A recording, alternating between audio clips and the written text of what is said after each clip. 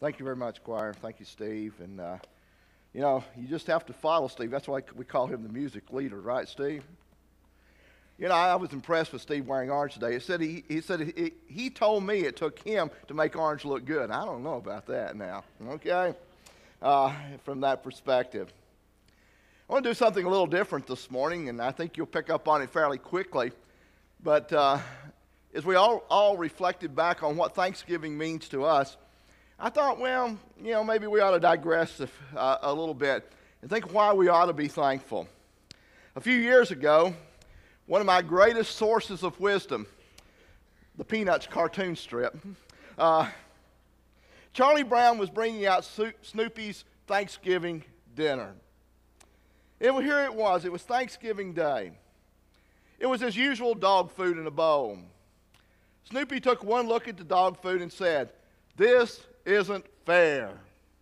The rest of the world is eating turkey with all the trimmings, and all I get is dog food. Because I'm a dog, that's all I get." Well, Snoopy in his wisdom stood there and stared at the bowl for a few moments and said, "Well, I guess it could be worse. I could be a turkey."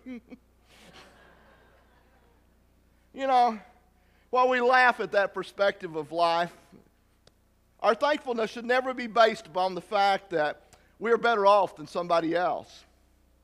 It should be based upon a spirit of gratitude, a spirit of thanksgiving. I kind of took the word Thanksgiving, and I like to do acrostic things sometimes, and I was sitting there with it the other day and began to think of things that I'm thankful of, and I kind of put a list together, and I know your list would be different from mine, but I get to be up here this morning, so I get to give you my list. And you may want to scribble down a few things along these lines and see what you reflect upon as you think about Thanksgiving. Well, it starts with a T, doesn't it? So what's one of the greatest things I could think of that I was thankful for concerning the T? Well, it's my time, isn't it? I think time is one of those things. It has an elusive quality to it. We often wonder where it is gone, and it never seems to be enough of it, does there? It is not replenishable. It is not repeatable. We have our time based upon what God has given us. And as Gene read to you in 1 Thessalonians today, the Bible says that we're to give thanks for everything. We're to rejoice in those things.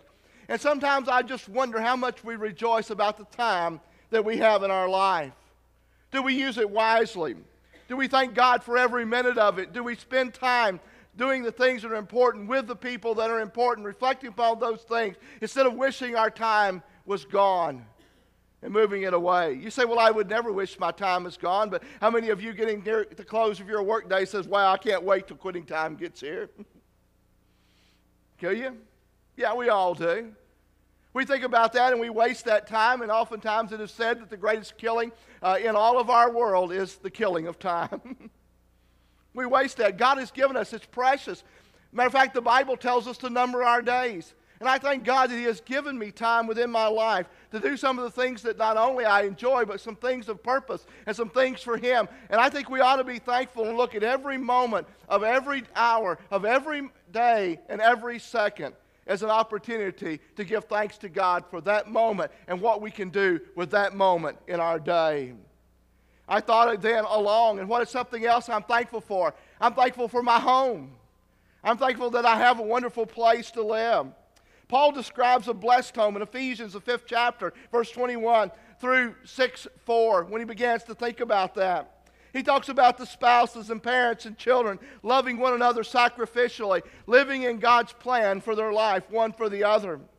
And while the home I have been blessed with is not always perfect, now I know Brenda is, but I have a little problem with that sometimes. I thank God for the love I've known in that home.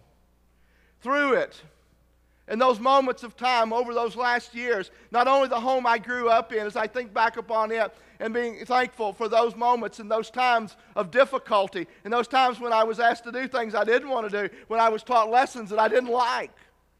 I look back upon those and I think of how that time in my home was spent, and it is spent today, and I am thankful that God has blessed me with a wonderful place like that.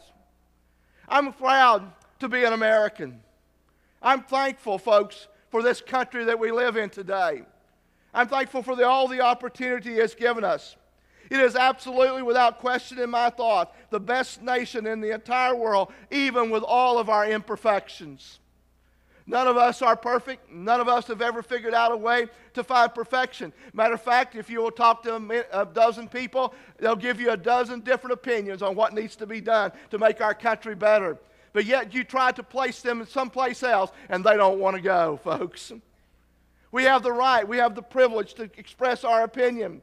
A country built upon freedom, and thankfully a country that was built upon godly principles that we need to still focus upon with all of our heart. It is a country where we can elect our leaders, where there's not revolutions, there's not things of coups and power struggles. And even though they're out there and there can be differences of opinions, we can all agree on the fact that we love our country. And I'm thankful for being in a place like this. I could have been born any place around the world. As I look at the devastation of all things that are going on and the lack of opportunities and the sufferings that many go through each day, I am thankful to be an American. I'm thankful for my neighbors. I'm thankful for those that I'm glad that God has blessed me with. Not only those that live on each side, behind, in front of me in the subdivision that I live in, and those that have been there, but my extended family of friends and neighbors, my faith community, my church, all of those things that I consider my neighbors. Matter of fact, the Bible asks us the question, who is your neighbor? Who is that one that you touch and come in contact with? I think about that oftentimes, and it asks us and challenges us to be good neighbors and good stewards of the time that we have to reach out to those that we live with. I'm thankful that I'm a part of a family like this, a church family of neighbors that build together to do things that none of us by ourselves could do. Now, I know Kathy is a great worker, but I'm not sure she could have put on 470 boxes together all by herself, although I think she would have tried, don't you? But it took all of us working together in our community to raise the funds to do those things so that sometimes throughout this year there'll be a child somewhere in this world that day is brightened. And I'm thankful for people, neighbors, and extended family to work together to accomplish things like that. For we can accomplish things together that we cannot even imagine apart by ourselves. And therefore we must have that spirit of cooperation to be a good neighbor, to be one who works equally together to accomplish the things that we need to do. I thank God for kids. When I thought about that, I was thankful for my children, sometimes more than other times.